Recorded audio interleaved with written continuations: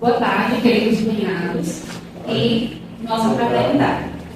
Hoje, nós resolvemos fazer esse momento, de alusão ao Setembro Amarelo, visto que é um mês, em alusão à prevenção do suicídio.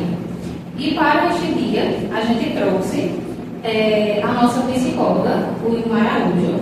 Ela, que é graduada em Psicologia pela Unileão, pós-graduada em Saúde Mental pela UFBA, pós-graduanda em Terapia Cognitivo-Comportamental pela Unileão, possui curso de Intervenções Psicológicas em Emergências e Crises, experiência em grupos de estudo sobre prevenção do suicídio, experiência profissional no Centro de Atenção Psicossocial CAPS do município de Caririaçu e possui experiência em Psicologia Clínica há 5 anos.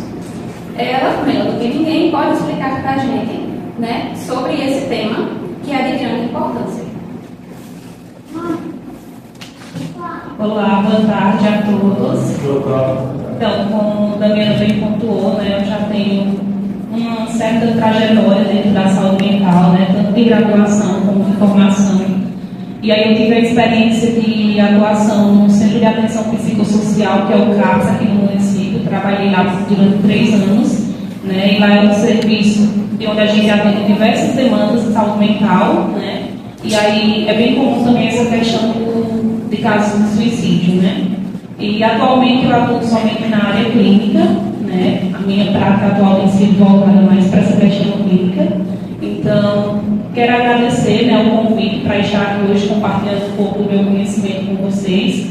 E aí eu vou trazer alguns pontos sobre a importância da gente falar sobre esse tema, sobre a gente conseguir identificar quem precisa de ajuda e, consequentemente, qual é o nosso papel enquanto sociedade na prevenção do suicídio. Eu vou procurar ser o mais breve possível, não me estender tanto, tendo visto que vocês também já têm outros compromissos. Mas o que é o Setembro Amarelo? É uma campanha que já existe há alguns anos e um dos principais objetivos dessa campanha é justamente a gente buscar identificar e prevenir o suicídio na nossa sociedade. Pode passar.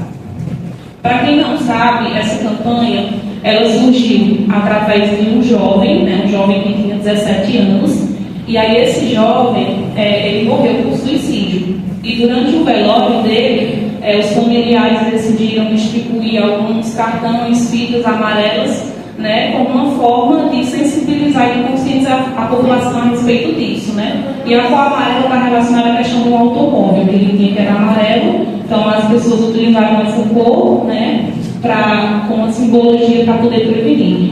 E aí o dia oficial é o dia 10 de setembro, Mas a gente sabe que, apesar de existir essa data oficial, é um tema que a gente precisa falar durante o ano em todo, Mas a gente normalmente se escuta falar mais quando chega essa época do ano.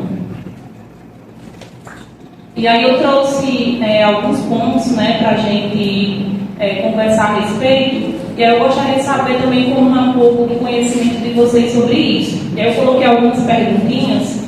E aí eu gostaria que vocês respondessem baseado no entendimento de vocês, o que é que vocês acham, se isso é verdadeiro ou se isso é falso, tá bom? Tá, a primeira pergunta.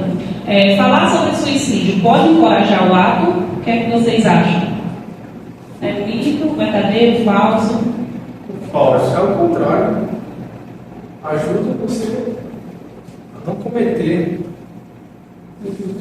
Então, nesse caso, falso, Na minha opinião, é falso. É isso que a gente está fazendo agora. Já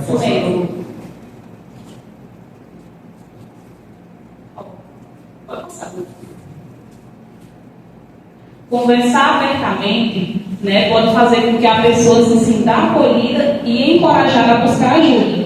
Então, muitas pessoas ainda têm essa ideia de que a gente falar sobre o tema é algo que pode contribuir para pessoas que têm um pensamento de cometer o suicídio. Mas muito pelo contrário, quando a gente fala, a gente encoraja pessoas que estão passando por situações assim, a entender e a, consequentemente, procurar ajuda.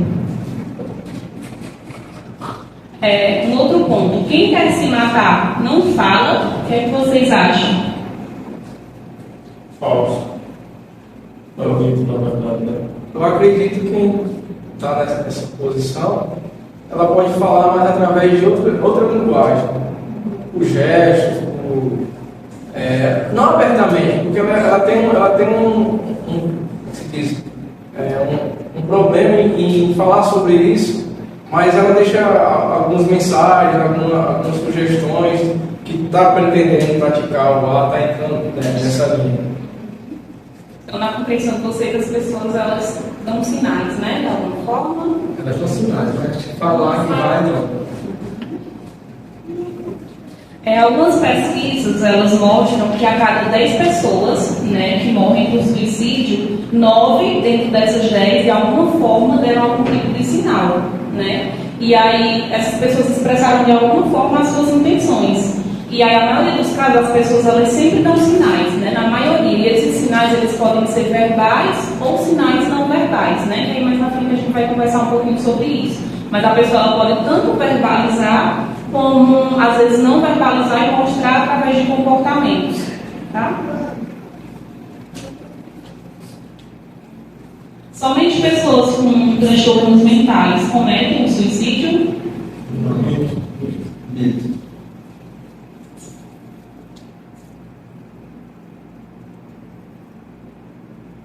Então, mito, né? O comportamento, ele é provável quando há um sofrimento intenso, insuportável e independe da existência de transtornos mentais, né?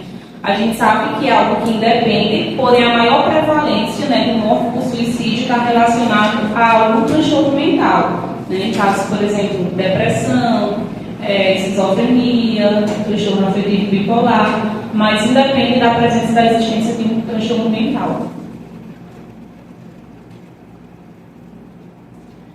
Antes de dar para esse outro ponto, eu gostaria de fazer uma outra pergunta, né, sobre essa questão, inclusive como a gente está transmitindo aqui através das redes sociais, sobre essa questão da mídia, né? O que é que vocês acham a respeito disso?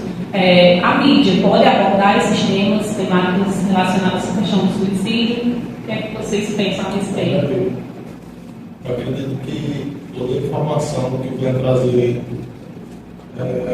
encorajar as pessoas que estão com esse pensamento, conversar, demonstrar que está com esse problema, facilitará ou evitará que ele algum fazer algum suicídio. Essa questão da mídia, né, tem um papel extremamente importante para a sociedade, né? Através dos canais de comunicação, a gente pode fazer com que essa informação ela chegue a diferentes pessoas. Então, a mídia ela também tem um importante papel, né, na questão da prevenção do suicídio, né? Na questão da gente divulgar, por exemplo, a questão de onde buscar, né, ajuda, quais são esses serviços, como identificar, né? Então, a gente, claro, divulgar isso de uma forma cuidadosa, mas a mídia ela tem esse papel social extremamente importante, né? E, aproveitando esse ponto, eu queria fazer uma ressalva em questão também de como essa divulgação ela deve ser feita. Por exemplo, é muito comum, às vezes, quando tem mortes, né, por suicídio, geralmente a gente vê na mídia de uma forma geral, televisão, né, meios de comunicação, que às vezes é divulgado um método, né, fulano cometeu suicídio através disso. Então, essa eu acho uma informação importante de ser divulgada, que a gente não pode divulgar o método pelo qual a pessoa cometeu o suicídio, porque nesse caso específico, a gente divulgando o método, isso é algo que pode acabar sendo gatilho para outras pessoas que estão em situação de vulnerabilidade e sofrimento de vir a cometer também, né? Tem que investigar essas pessoas. Isso, e encorajar. Porque às vezes uma pessoa está passando por uma situação assim, fica, eu penso em fazer, às vezes tem até um plano mesmo de como fazer isso, e aí pensa, se para fulano funcionou, de repente para mim também vai funcionar, né? Então, nessa situação específica pode acabar se tornando um gatilho, mas de modo geral a gente tem um papel assim fundamental, né? E eu acho que um dever também, quando sociedade, de divulgar essa questão das informações sobre a prevenção do suicídio. Porque assim, eu acredito que o suicídio não é uma fase isolada até chegar ao ato. Acredito que o indivíduo, a pessoa, ela deve passar primeiro para a fase da cogitação, que é o pensamento. Após isso, seria os sinais, de alguma forma, né, que ele vai deixar dentro da sociedade. A terceira fase seria os testes, e a quarta fase, que eu acredito, seria em cima do ato suicídio. Então, Tipo, eu acredito que seria muito raro uma pessoa e até aquela vontade e imediatamente cometer um ato suicida. Tem um período assim, de fase e tal, até chegar à consumação. Exatamente. Existem várias fases, né, do qual essa pessoa ela vai vivenciando até chegar à questão de ter um plano específico. Então é algo que às vezes, embora algumas pessoas acreditem que seja do nada, né, não quer do nada, né? Existem algumas etapas, né, do qual a pessoa já vem pensando, né, sobre tudo isso. Então, por que, né, que a gente precisa falar sobre isso? Falar sobre morte no geral, e principalmente quando se trata de morte por suicídio, é algo que a gente não está acostumado, né, no nosso dia a dia. A gente não, geralmente pessoas quando falam sobre morte, pessoas que já, Ave Maria, bate na madeira 3 vezes, se pensa, não vão falar sobre isso, né? Então, por ser um tema que ainda é muito tabu, né, principalmente quando é morte, suicídio, isso acaba gerando, muitas vezes as pessoas acabam falando de forma abafada, não conversando sobre isso, né, e acabam fortalecendo esse tabu que existe, né, e alimentando essa ideia de que a gente não pode falar sobre, né, e consequentemente isso acaba dificultando na prevenção do suicídio, porque o fato da gente não falar sobre não quer dizer que não existe na nossa sociedade, né. Então, o suicídio também é uma questão que é multifatorial, né? E o que é que significa isso, multifatorial? Que está relacionado a um sofrimento misturado de um monte de coisas, né? Que tem várias causas. Né? Não existe uma causa específica pelo qual a pessoa, né, pensa em cometer o suicídio, mas muitas vezes é um sofrimento, né, que vai se construindo ao longo da vida, né? Nós, enquanto seres humanos, somos pessoas que se afetam com as coisas que acontecem à nossa volta, né? E as vivências que a gente vai desenvolvendo desde a infância, né, até aqui, tudo isso contribui em como a gente se constrói, em como a gente percebe o mundo, né? Então, existem vários fatores psicológicos, fatores genéticos, né? Acho importante também destacar isso, que essa questão da genética é algo que também influencia. Por exemplo, se eu tenho um histórico na família, né, de pessoas com grau de parentesco próximo, transtorno mental, né, isso também é um fator de risco, principalmente essa questão de depressão. Não é dizendo que o fato de ter na família, né, a pessoa vai passar por isso também, mas a gente considera essa questão genética como um dos fatores de risco. Né, questões psicológicas, emocionais, vivências ao longo da vida, né? Então, tudo isso é uma complexa interação de fatores, né, ambientais, culturais, biológicos, né? Então, esse somatório de coisas acaba contribuindo para tudo isso, né? E é sempre importante a gente diferenciar, né, o desejo de morrer da intenção de se suicidar. Né? Uma pessoa que pensa sobre isso, não é porque ela quer acabar com sua vida, não é porque a pessoa quer morrer, né? Muitas vezes ela vai enfrentando um sofrimento, né? E esse sofrimento ele está junto de um desespero, né? De uma angústia que é extremamente, muitas vezes, doloroso para a pessoa lidar com tudo isso, né? E são nesses momentos que a morte ela pode aparecer como uma saída, né? Como uma saída não para acabar com a vida, mas muitas vezes para acabar com a dor que ela está sentindo, né? Quando a pessoa se depara com uma situação assim, muitas vezes não quer dizer que a pessoa está cansada da vida, mas muitas vezes ela está cansada da vida que ela está levando, né? E aí ela, como se não conseguisse enxergar a saída, e é nesse momento que a morte ela pode aparecer como uma saída, né? Mas uma saída para acabar com essa angústia, com essa dor.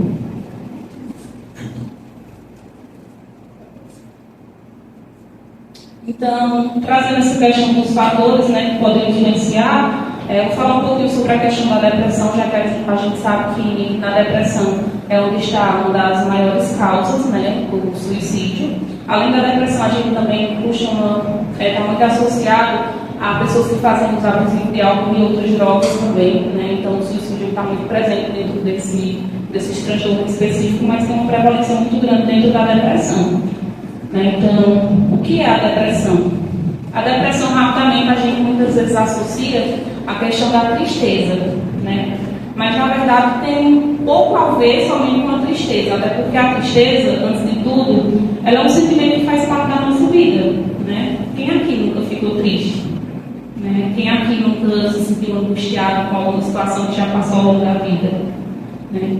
Porém, a depressão, ela está relacionada a uma questão de uma tristeza profunda, né? A pessoa, ela tende a permanecer com o deprimido por mais tempo, então, geralmente é uma pessoa que tem muito de desânimo, angústia, né? Às vezes dificuldade para conseguir dormir, né? Às vezes tem alteração na questão do apetite, não tem muita vontade de comer. Atividades que anteriormente eram prazerosas para essa pessoa, de repente a pessoa ela para de fazer essas atividades, né? Ela perde o ânimo, essa pessoa ela tende a se isolar do convívio social, né? E aí a gente também precisa desconstruir um pouco da imagem que a gente tem a respeito da depressão, né? Porque esse é apenas um tipo da depressão. Mas aí tem pessoas também que podem ter depressão e estar no nosso convívio, né? Tem pessoas que podem passar por uma situação assim e estar indo para a escola, estar indo trabalhar, né? Estar dentro de grupos. Então, pessoas também que passam por isso, né, podem estar inseridas dentro desse contexto. Né? Não é, a gente precisa desconstruir um pouco da imagem que é aquela pessoa que se isola, que fica trancada dentro do quarto, que só quer estar no escuro.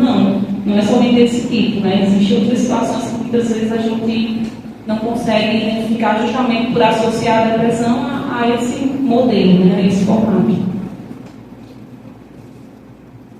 Então, assim, como identificar, né? Como identificar pessoas que podem estar passando por uma situação de vulnerabilidade e que não enxergam, às vezes, ânimo pela vida. Aqui eu trouxe algumas frases, né, que são bem comuns a gente escutar o que está passando por uma situação assim. Exemplo, eu não sirvo para nada, eu tenho vontade de sumir, eu não aguento mais, vontade de sumir e não voltar mais, seria melhor se eu não existisse, será que alguém ia sentir minha falta? Os outros vão ser mais felizes sem mim. Eu sou um perdedor, eu sou um peso para os outros. A minha vida, ela não tem sentido, né?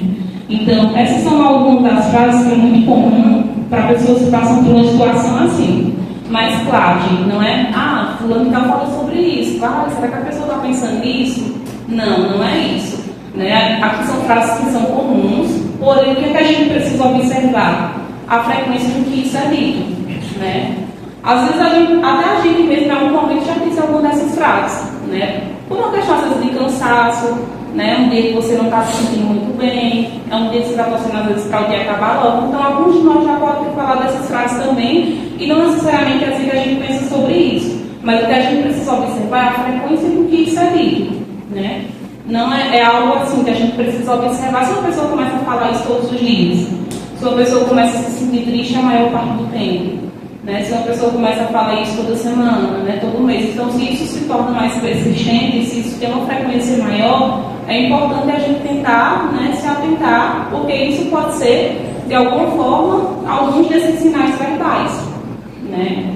Porque a pessoa pode manifestar, como a gente viu no início, tanto de forma verbal como não verbal. Às vezes a pessoa pode não falar, como vocês disseram, diretamente sobre isso, mas pode falar aí nas entrelinhas, né, através de outros formatos que, no fundo, denunciam esse cansaço, essa exaustão, essa falta de ânimo, né? E aí, diante de tudo isso, o que é que vocês acham que muitas vezes, né, pode levar uma pessoa a acreditar que a vida ela não tem mais sentido? O que é que leva uma pessoa, né, em algum momento a pensar assim, em tirar a própria vida? O que é que vocês pensam? Na minha ótica, é quando ela deixa de acreditar em Deus. Assim, de acordo com a crença dela, o último limite, a última linha. Ela para, aí vai, mas o Mateus não acredita em Deus e está vivo. Não, tranquilo, mas eu digo assim, em relação à crença pessoal, interior mesmo, assim. Minha ótica seria isso. Tem mais construído esse pensamento, pensar algo diferente? Quando ela passa por um trauma, que às vezes. É porque assim, vai dar muita perspectiva de cada um, né? Então, às vezes, o que é traumático para mim pode não ser tão traumático para você. E aquilo para ela pode ser o fim, né? Dependendo da situação que ela passa. Então, isso pode desencadear esse pensamento de que a vida acabou e aquilo era o que ela almejava e ela não tem mais, então não faz mais sentido. Vai muito da perspectiva de cada um, né? No momento que ela está passando por isso. Isso, exatamente, né? Porque Eu acredito que tem dois fatores que mais levam a fazer isso. O amoroso e o financeiro. Sim.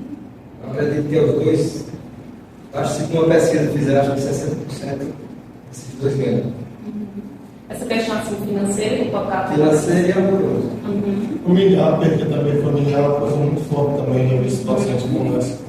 E acredito também que um dos pontos que fala que a pessoa chegue nessa situação é quando você perde a sua estrutura, de qualquer forma, né? Os pilares que você tem na vida, familiar, financeiro, saúde, ou amoroso, religioso, se desacredita de alguma forma. Então, qualquer pilar que você tem na vida que se desestrutura pode vir a desencadear esses pensamentos ou essa vontade que deve ser inibida ou controlada ou neutralizada, na verdade. Quando você pega um dos pilares da sua vida, pode vir a acontecer esse pensamento. Voltando aqui, eu falei a referência sobre Deus, o ser divino, porque eu já li algumas cartas suicidas e o que eu percebi, se eu me recordo, uma dizia assim: se existir um Deus, espero que ele me perdoe. A outra falava assim: se existir uma vida além daqui, né, do modo material, espero que o Deus me perdoe, entendeu? Tipo assim, eu tenho essa ótica, porque às vezes a gente passa pelos problemas, só que a fé em alguma coisa, no ser divino, eu acho que é a última barreira. Vocês estão entendendo? A última barreira que sustenta ali o ser humano a dar o básico ou não. Então, como vocês bem pontuaram, é um somatório de coisas que acaba contribuindo para isso, né? Se a gente for pesquisar bem assim, qual é o conceito de saúde, a gente vai encontrar que está muito relacionado a um completo bem-estar biopsíquico, sócio-espiritual, né? Então, biológico, psicológico, social, né, espiritual. Então, é um somatório de coisas, né? E aí, a depender dessas áreas da nossa vida, né, de situações que a gente vive em si, pode sim, em algum momento, chegar a gente se deparar com situações de vulnerabilidade como essa, né? Esse ponto assim, financeiro que ele descreveu é algo também extremamente importante, né? Por exemplo, a gente pode até citar um exemplo da pandemia, que a gente vivenciou recentemente. Foi um período assim, extremamente difícil, né? Algo novo para todo mundo, que parou o mundo como um todo. E, consequentemente, nesse período da pandemia, né, algumas pesquisas mostram que a taxa de desemprego, que já era alta, acabou aumentando ainda mais. Né? E, consequentemente, isso compromete a vida de muitas pessoas. Né? E, consequentemente, contribui para a questão do endividamento. Né? A gente pode citar até um exemplo também de algo que está bem atualmente, a questão dos jogos online, né? Viver muitas pessoas que também acabam desenvolvendo esses vícios, né? E, consequentemente, gera um endividamento. Né? Então, o fator financeiro, tem gente que diz assim: não tem problema não, o problema é falta de dinheiro. Né? Quando, na verdade, essa questão financeira também é um fator de saúde mental. Né? Isso também influencia na nossa saúde mental. Porque sem dinheiro, muitas vezes, a gente não tem acesso a coisas básicas, né? A alimentação, a moradia. Então, a gente precisa pensar também nessa perspectiva. Eu conheci 8 pessoas que se suicidaram. Foi? Eu conheci 8 pessoas que se suicidaram. Inclusive, 2 eu tirei da cor. Das 8, 5 foi financeiro. 3 amorosos. Então, assim, se a gente for parar para perceber, isso é algo que muitas vezes não está distante, né, da nossa realidade. Se a gente parar para refletir, às vezes não é algo que está muito distante, né, da nossa realidade. Como você disse, é um número assim, bem alarmante, né, para pessoas assim, que você conhece por convívio. E quando a gente fala de cidades do interior, a gente, voltando no esquema que foi comentado aí, para a gente tive condição de falar, é que quando as cidades pequenas no interior, quando você gera esse gatilho, muitas pessoas acabam. Eu sou uma cidade do interior e acaba que quando acontece um caso desse, é menos comum acontecer um caso em 2 ou 3 casos posteriores, porque é como se incentivasse a pessoa a encorajar-se ela, se identifica e acaba fazendo isso. Então, eu já vi alguns materiais artigos que falam que na política, na época profissional da parte de jornalismo e de mídia, orienta-se que não comente, além do fato, dizer como aconteceu, mas também que não falar como foi, se foi suicídio ou não. É só comentar que as informações são mais possível. O mais simples possível, né? Então eu escutei para não encorajar a pessoa que tenham com esse pensamento. O rádio não informa mais a morte do suicídio. Aquele no noticiário não informa mais do suicídio. Eles acham que isso é alguém que está naquela situação acha que vai resolver também. Tudo é muito relativo, cara. Aí se você pega os países da Europa, eu acho que é Suécia, Suécia, alguma coisa, são os países do primeiro mundo. Lá o cara financeiramente não tem problema nenhum, a família está tranquila e tal, mas tem, vamos dizer assim, comparado a nossa realidade aqui no Brasil, um país desse primeiro mundo, tá tudo tranquilo para ele, mas o índice é muito alto. Aí você diz, o que é que está faltando ali? Se brincar mais alto que eu posso. É muito mais. A realidade deles lá são outras. Né?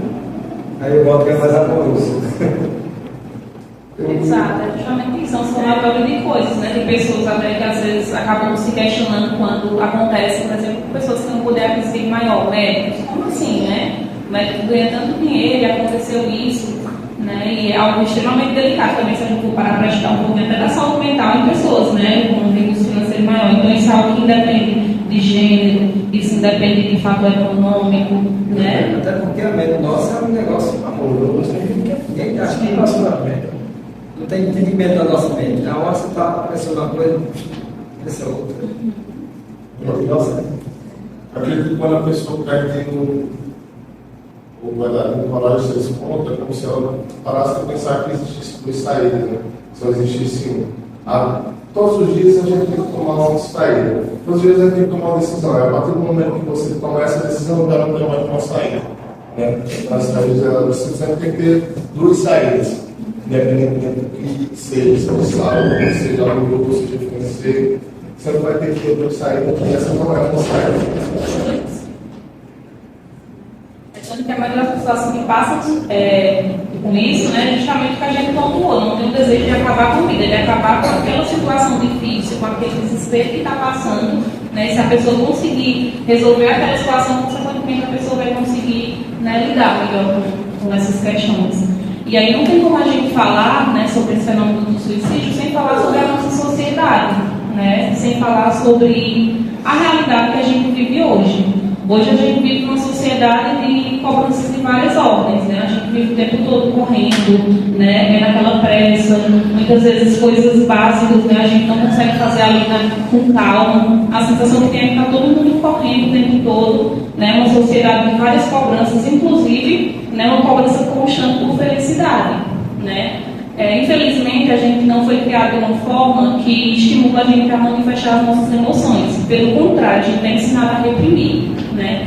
E se a gente vai até para vocês, por exemplo, homens, né? Isso é algo extremamente ainda delicado, porque desde cedo, né, vocês são ensinados a engolir o choro, né? Engole o choro, vira homem, não é homem não. Então, essa criança vai crescendo com uma mentalidade de que não pode chorar, né, de que não pode demonstrar fragilidade, né, de que não pode manifestar as emoções. Então, a gente é ensinado literalmente a reprimir aquilo que a gente sente e a colocar um sorriso no rosto, independente de qualquer situação, né, e às vezes empurrando aquilo que a gente sempre está debaixo do tapete, né.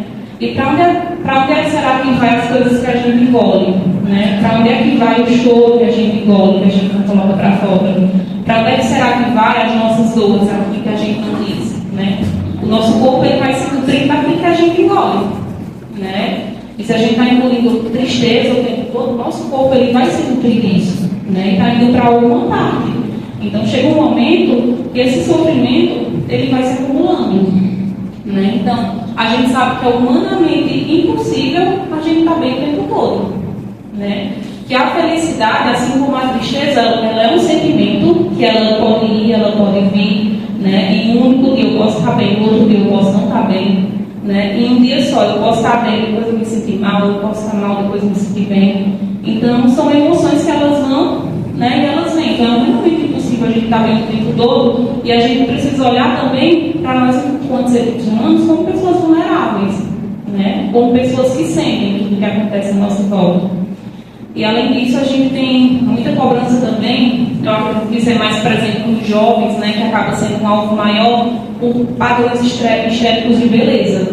Né? A gente é cobrado até corpo, né? A gente é colocado dentro de moldes que muitas vezes não nos cabem, né? E aí, nessas situações, as pessoas tendem a tentar alcançar esses objetivos, muitas vezes até se submetendo a procedimentos estéticos invasivos, né, para conseguir alcançar esse ideal. E muitas vezes essa pessoa, por não conseguir alcançar, né, aquilo que nem ela espera, a sociedade que espera, a pessoa pode lidar com a ideia de frustração, né? Pode lidar com a ideia, eu sou incapaz, eu não consigo, né, eu não estou conseguindo me sentir aqui pertencente. Então, nesse momento, pode surgir a frustração, né? E a frustração, consequentemente, nesses momentos, a pessoa se deparar com isso, não, porque ela pode parecer uma saída, né? Então, todos os modos de vida, hoje, muitas coisas que a gente vivencia contribuem para esse adoecimento mental, né? A gente está muito nessa época também do imediatismo, né? Tudo tem que ser para ontem,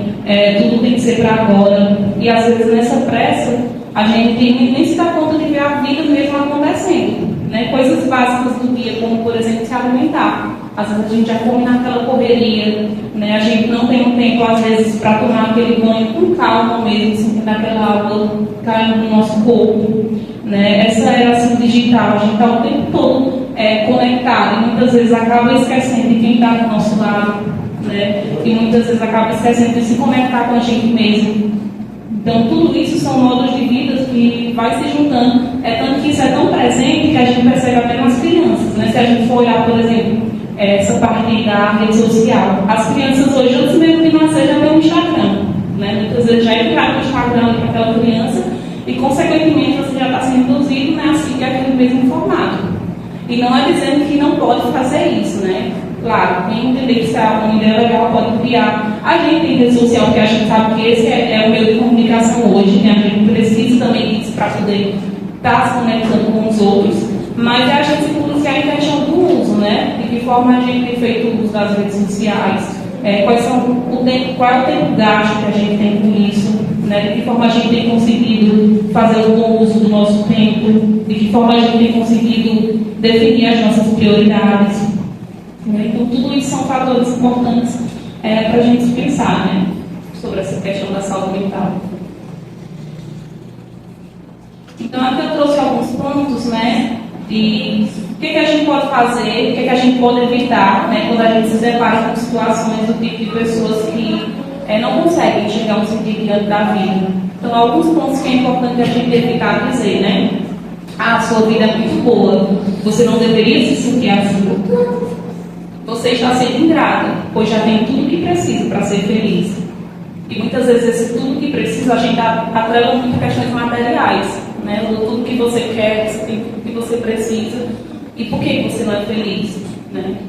Você ainda não melhorou, tira isso da cabeça, né? Essa questão que você ainda não melhorou. A gente percebe também, né, na fala de pessoas que passam por situações assim, o sofrimento que é a cobrança que a sociedade tem para que a pessoa fique boa logo, para que a pessoa melhore logo. E é interessante que a gente não vê isso quando se trata de uma questão física, né? Por exemplo, quando uma pessoa quebra um pé. Ninguém espera que no outro dia essa pessoa saia correndo, né? Existe todo um tempo de recuperação para que a pessoa consiga, né, todo um processo. E por que quando se trata de uma demanda de saúde mental, a gente muitas vezes exige essa cobrança rápida, né, para que a pessoa mude aquela perspectiva, para que a pessoa, né? Então é todo um processo. As pessoas estão doentes. As pessoas estão doentes. Eu li pessoas e muitas pessoas estão doentes. Falando ansiedade, que é um dos meus princípios, depressão. São coisas que eu convivo com pessoas que têm esse tipo de pensamento, têm essas realidades, e são coisas que a gente, tendo essa palestra aqui, cada vez mais mostrar como é que as pessoas estão. Realmente, as pessoas estão muito doentes. Por isso que a gente faz muito esse foco justamente sobre a realidade, né? Sobre esse mundo que a gente vive. Uma das falas muito comuns também que as pessoas estudam isso, é a falta de Deus, né? a gente sabe assim que essa parte da espiritualidade e da religiosidade, e aí não se tanto, independente da religião, né, independente da fé dessa pessoa, isso é um fator importante sim na prevenção do suicídio. Né? Tem muitas pessoas que consideram essa questão da espiritualidade e da religiosidade como um fator de proteção mesmo, a crença, né, a fé que essa pessoa tem. E aí, diante disso, muitas vezes uma pessoa que está numa situação de sofrimento já buscou todas as alternativas. Né? E se chega uma pessoa e diz que é falta de Deus, muitas vezes essa pessoa passa até a desenvolver uma relação de raiva com Deus, porque às vezes essa pessoa já fez tudo que buscou, né? Tem pessoas que fez promessas, por exemplo, e aí, como assim Deus não está me ouvindo? Né? Será que a alternativa é essa, a falta de Deus? Então a pessoa começa a desenvolver e a se acreditar e a se culpar ainda mais pelo sofrimento. Né? Uma das frases também é: a culpa é sua. Ah, a culpa é sua, você também não se ajuda. Uma pessoa que tem um nível de sofrimento desse, muitas vezes ela nem se reconhece como alguém digno de ajuda. Ou muitas vezes ela nem consegue identificar, dentro daquele sofrimento, que aquilo tem uma saída. Né? Para ela é um esforço muito grande, às vezes até levantar a cama, até pedir ajuda. Né? Então, essas são frases que a gente evitando falar para ajudar a prevenir. E uma das questões também que a gente verifica, como você comentou aí, que as redes sociais hoje elas fazem parte do nosso cotidiano. Quando a gente, como especial, a gente tem passado 1 hora, 2 horas nas redes sociais. E lá existe um padrão de qualidade que a gente comenta sobre o aspecto visual, financeiro, familiar, de saúde, que assim, as pessoas não tendem a mostrar nas redes sociais essa parte ruim, ou os dias ruins, só mostram as coisas boas. Quando você acaba tendo esse costume de passar muito tempo nas redes sociais, você se pergunta por que fulano tem isso e eu não tenho isso. Então isso acaba, de certo modo, diminuindo e trazendo aquela sensação de impotência, de capacidade. Isso acaba lhe prejudicando, acaba trazendo com que aquela pessoa se limite a querer até crescer, porque acho que o mundo parou ali. E hoje as redes sociais, eles influenciam nesse sentido negativamente. Sim, por isso que é importante a gente até se policiar em questão do tempo que a gente passa exposto a tudo isso, né? Porque na rede social a gente tem acesso a uma série de coisas. Né? E podem ser coisas boas, mas ao mesmo tempo podem ser coisas que afetam diretamente a nossa saúde mental. Né? E um desses modelos é justamente essa questão da comparação. Né? Muitas vezes a gente, inevitavelmente, acaba sendo condicionado a isso, a se comparar, a competir. Né? Às vezes a gente vai tentar buscar alcançar aquele modo de vida que nem sempre condiz com aquilo de fato que a gente quer, mas mais por uma forma de padrão mesmo que foi idealizado, que foi definido. E aí, nesse momento, a gente começa a se frustrar. Né? Porque a gente começa a perceber que a gente não vai alcançar aquilo, ou que aquilo não condiz com o nosso modo de vida, e a gente passa a se sentir não pertencente, né? Excluído. Exatamente. E aí, como é que eu posso ajudar, né, ao me deparar com uma pessoa que passa por uma situação assim, né, o que é que eu posso fazer diante dessa situação? Eu geralmente costumo dizer que a atitude mais simples, muitas vezes, é a mais eficaz. Então, nem sempre a gente precisa falar alguma coisa para uma pessoa que está passando por isso. Muitas vezes ouvir, né, escutar essa pessoa é mais importante do que dizer do que falar alguma coisa. Né? Às vezes a gente pode nem saber o que dizer diante daquela situação, porque de fato é algo extremamente delicado. Mas quando uma pessoa está passando por uma situação de sofrimento, o que a pessoa mais quer é ser acolhida. Né? O que a pessoa mais quer é alguém que escute e que compreenda aquilo que a pessoa está vivendo, por mais que a gente não sinta aquilo que a pessoa está sentindo, né? Mas é de fato desse ombro, né? Desse acolhimento, de alguém que de fato escute e que essa escuta ela seja livre de julgamentos, né? E eu acho que é um dos pontos também que a gente talvez precise refletir mais sobre essa nossa escuta diante da sociedade, porque nem sempre a gente está preparado para ouvir.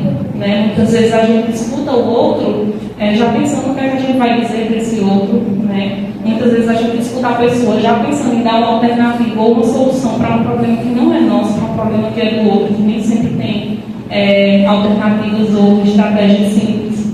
Né? Às vezes a gente também acaba inevitavelmente julgando, às vezes nem de forma intencional.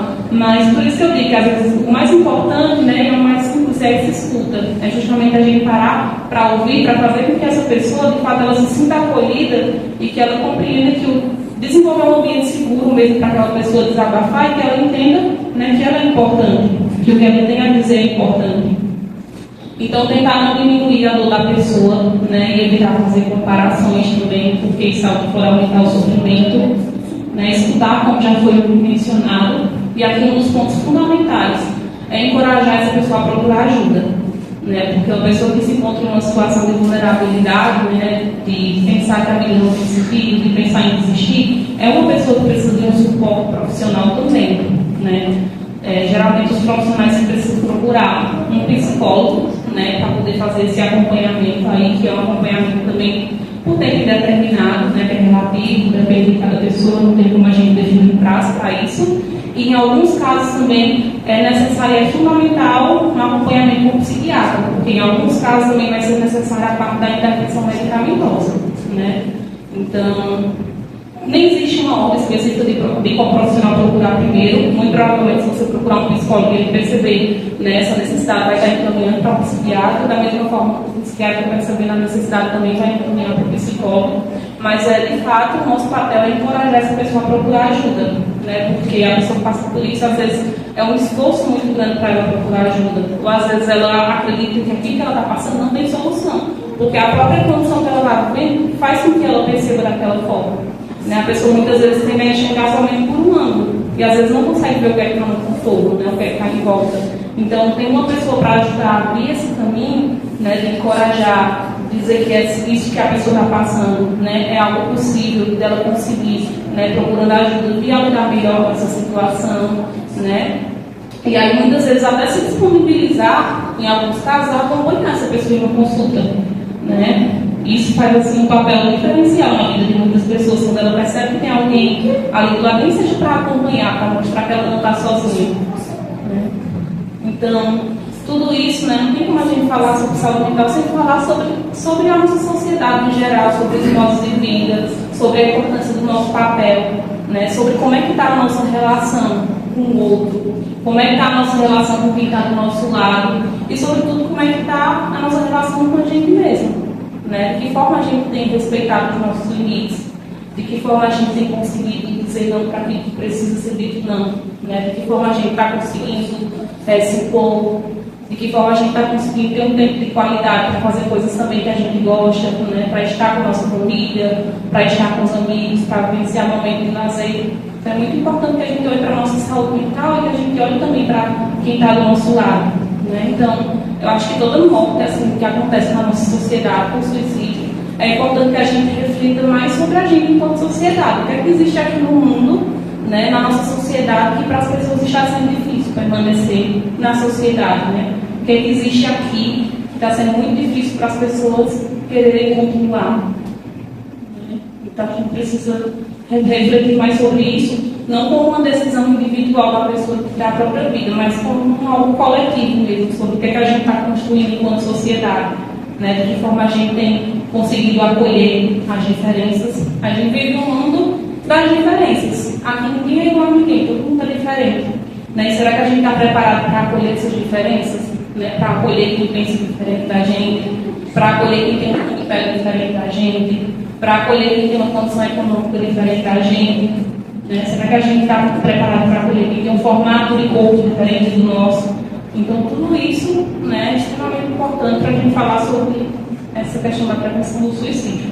E aí, para finalizar, eu gostaria de mencionar para vocês alguns dos locais onde a gente pode procurar ajuda, né, caso vocês percebam pessoas que estão passando por essa situação, né. Aqui, se tratando do Sistema Único de Saúde do SUS, a Unidade Básica de Saúde, né, que é o postinho, pode ser uma porta de entrada para isso, né. Muitas vezes a pessoa vai lá, passa uma consulta, né, tem um acompanhamento, um acolhimento com a equipe, e aí a equipe, percebendo essa necessidade, vai encaminhar para um setor especializado, né. Normalmente esse acolhimento ele também é feito no Centro de Atenção Psicossocial, que é o CAPS. Né. O CAPS ele é um serviço aqui no município que atende desde crianças até idosos e atende diferentes demandas, né. E geralmente o acompanhamento é feito no CAPS quando é um caso que ele já está um pouco mais agravado, né, que às vezes não foi possível tratar somente na unidade básica de saúde, que precisa de suporte, né, mais especializado. E aí, em questão do SAMU, o SAMU também desempenha um papel importante nos casos, por exemplo, de tentativas de suicídio, né? Então, quando a gente identifica casos de tentativas, um dos órgãos que a gente aciona é o SAMU, para poder realizar esse atendimento, né? E, consequentemente, direcionar essa pessoa para o hospital, para poder ter aquele atendimento. E aí a gente também tem o CVV, né, que é o Centro de Valorização da Vida, o número é 188. Esse aqui é um serviço que ele é online, ele funciona tanto através do chat como ligação. Então é algo totalmente gratuito, né, funciona de domingo a domingo, 24 horas por dia. E aí esse canal, né, ele é mais para realizar um acolhimento na pessoa que está passando por uma situação naquele momento pensando em cometer o suicídio. Né? Então a pessoa não está conseguindo tirar aquele pensamento da cabeça, né, tem um plano de ação, pensa em como vai fazer. E aí nessa situação o CVV também atua nesse primeiro acolhimento. Lá tem voluntários que realizam essa escuta, né, com a pessoa, que aí também não tem um número determinado de tempo. A pessoa pode falar livremente sobre aquilo que está sentindo, e aí esse profissional que também tem uma capacitação para isso, né, para realizar esse acolhimento, vai tentar direcionar a pessoa. E alguns estudos mostram que a gente é totalmente capaz de conseguir prevenir o suicídio e que às vezes aquele impulso naquele momento ele dura alguns minutos, né? Eu não consigo me recordar agora quantos minutos exatamente, mas aí se eu não sei se é 10 minutos, eu preciso assim, certificar essa informação, mas que às vezes naquele acolhimento, naquela ligação que a gente está tendo, naquele período específico, aquele impulso naquele momento tende a passar, né, após aqueles minutos. Então isso é algo também extremamente importante, né, que é um dos órgãos que a gente pode procurar, um dos canais para essa prevenção do suicídio também. Então, tem algo mais, assim, vocês, alguma dúvida, ou algo que eu falei que eu gostaria de escrever? Eu tenho uma pergunta, doutor. Durante a sua experiência como profissional da psicologia, seus atendimentos, assim, uma pergunta no caso prático, eu não sei se você vai poder me responder. Nós falamos aqui de vários fatores sobre o que leva ao suicídio, né? Vou fazer a pergunta ao contrário. Aquela pessoa que tem os seus problemas, cheio de complicações, de diversos setores, o que é que faz ela não cometer o suicídio? Mesmo com todos esses problemas, tendo ansiedade, depressão, todos esses requisitos ali que a senhora elencou. O que é que... Isso é uma pergunta prática, assim, o que a senhora percebeu durante a sua experiência? O que é que faz a pessoa não ter tudo isso e não cometer o suicídio? Quando fala essa questão de ter tudo isso, é de estar atrelado ao transtorno mental específico, que apesar de tudo isso, por exemplo, financeiros, de relacionamento, com depressão, ansiedade e tudo, ela tem aquela vontade, mas o que é que segura ela, assim? Chega no daquele start. Sim. O que é que faz ela não cometer? Na verdade, o que faz a pessoa, por exemplo, não pensar em suicídio, ou não chegar até pensar em não cometer o suicídio, isso é algo muito relativo que depende de cada pessoa, né? Porque todos nós somos pessoas diferentes, né? Todos nós tivemos vivências diferentes. Por mais que a gente tenha vivência parecida com o outro, cada um é único, cada um é individual, né? E que passa por situações na vida, muitas vezes de forma diferente. Então, o que eu percebo assim, que é muito comum em pessoas que, apesar de todo o sofrimento, né, apesar de toda a dificuldade, apesar de todos os problemas, uma das coisas que fortalece muito é a questão familiar, né? Então é muito importante que a gente tenha esse vínculo familiar preservado, esse laço bem estruturado, porque isso é algo que também ajuda, né, um fator de saúde mental. A questão da pessoa, por exemplo, ter uma renda, né, independente de quanto seja essa renda, a pessoa vai empregar. Isso é um fator também que ajuda, por exemplo, o trabalho, você encontrar ali com pessoas, você sentir que você é capaz de servir, que você é importante. A questão da religião, né, em muitos casos as pessoas, está como um dos pilares, as pessoas colocam muito a religião, independente da crença, mas como um dos fatores, né, a fé, que é o que fortalece também. Então a gente ter laços de amigos bem estruturados, né, tudo isso são coisas que ajudam a fortalecer essa pessoa, que apesar dos desafios, né, essa pessoa tem algo que sustenta, o combustível.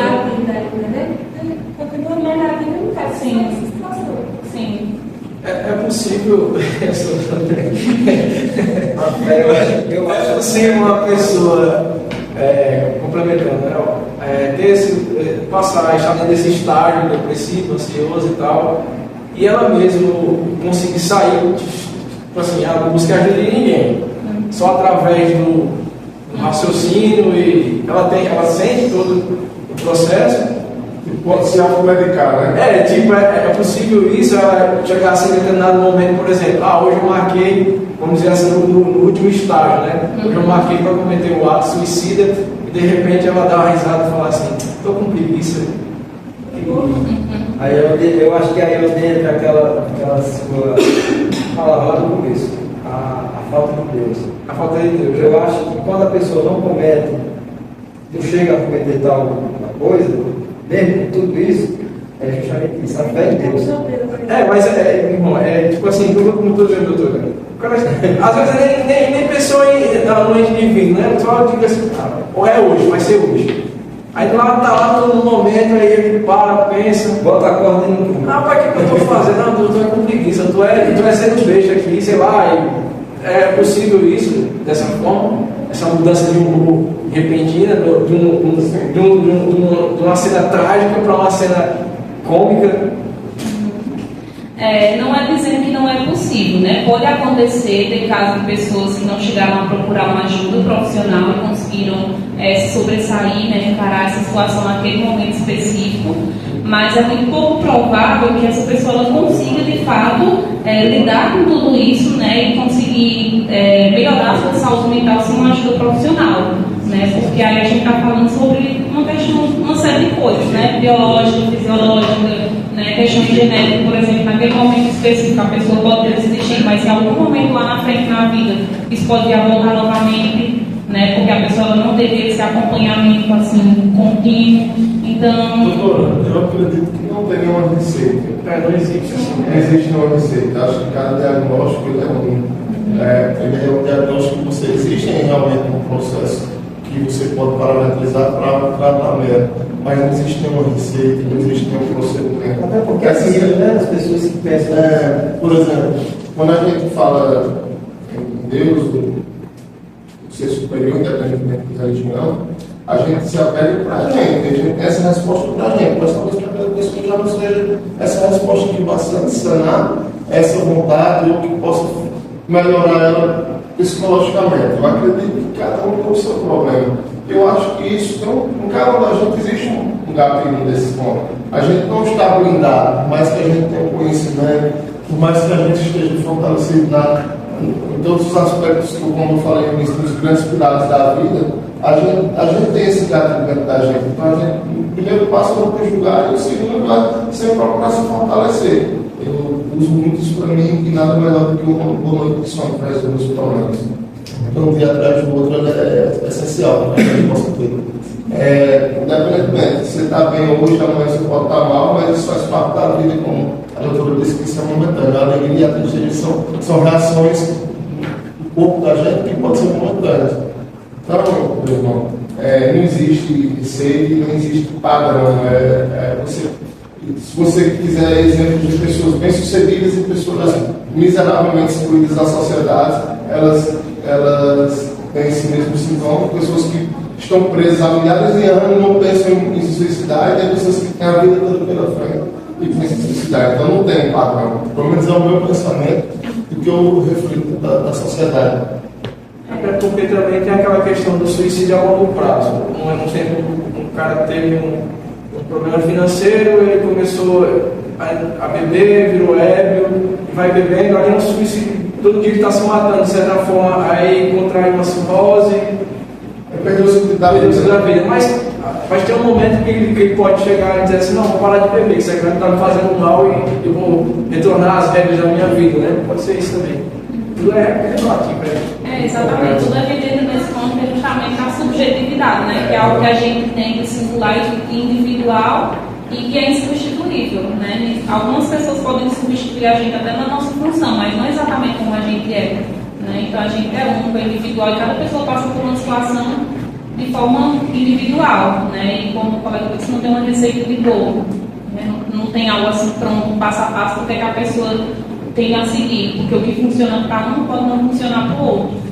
né? Mas essa questão que ele mencionou do sono também é fundamental, a gente ter um sono de qualidade, né? A gente conseguir descansar, a gente se exercitar, fazer uma atividade física, a gente procurar se alimentar bem, né? Tudo isso são coisas também que influenciam para que a gente possa ter uma qualidade de vida, tendo em vista que a gente é tudo isso, é físico, é psicológico, né? É espiritual, é social. Eu acho que um dos pontos também é a gente se autoconhecer. Eu posso falar de mim, que me usar como exemplo. Eu, até determinado ponto, eu era uma pessoa que me considerava ansiosa. Aí eu comecei a perceber que estava me afetando. Uma das características que eu sou ansioso é quando eu estou comendo, eu estou roendo as unhas. Então, é uma das características que eu estou ansioso. Então, eu me auto. Quando eu penso nisso, aí eu vou e lembro: poxa, isso é para quando? É para uma semana? Então, calma aí, deixa eu vou guardar para minha memória esse problema para só um dia. Se eu for ficar martelando esse problema, eu vou passar todos os dias pensando nele. E eu fazendo uma caminhada, que eu gosto de fazer caminhada, e conversando com um colega, ele disse: olha, eu nunca gosto de andar sozinho, porque quando você mentaliza alguma coisa ruim, se você não tiver ninguém para interromper seu pensamento, você vai o caminho todo, vai e volta, mentalizando aquilo ruim. Mas quando você vai com alguém, se você estiver pensando em alguma coisa ruim momentaneamente, aquela pessoa pode entrar com um assunto e você vai esquecer momentaneamente aquele problema. Então, por isso que é sempre bom a gente ter alguém ao nosso lado, estar rodeado de pessoas boas, pessoas que nos fortalecem, pessoas que nos valorizem, e que a gente possa também ter essa reciprocidade e ajudar o próximo. De fato, assim, é tudo isso, né? Esses laços, essa parte social que influencia a gente ter grupos, né? A gente estar em contato com os outros, a gente filtrar quais são as relações, quem é que está do nosso lado, né? Então, tudo isso são fatores que ajudam na prevenção, né? Porque a gente tem que falar muito sobre justamente isso, sobre prevenção, o que é que a gente precisa fazer, né? O que é que a gente precisa buscar para que a gente consiga, de fato, né, ter saúde mental e conseguir lidar com as nossas questões, né? Problemas todo mundo sempre vai ter, né? Algo que a gente precisa ter consciência disso, mas a gente conseguir desenvolver recursos, né, para lidar, né, com tudo isso, né? Então, vou finalizar por aqui, tá? Eu agradeço muito a atenção de vocês, agradeço também o convite, tá? E qualquer outra dúvida também, Dalina tem meu contato, se vocês quiserem tirar alguma dúvida, eu também fico disponível, tá? Obrigada.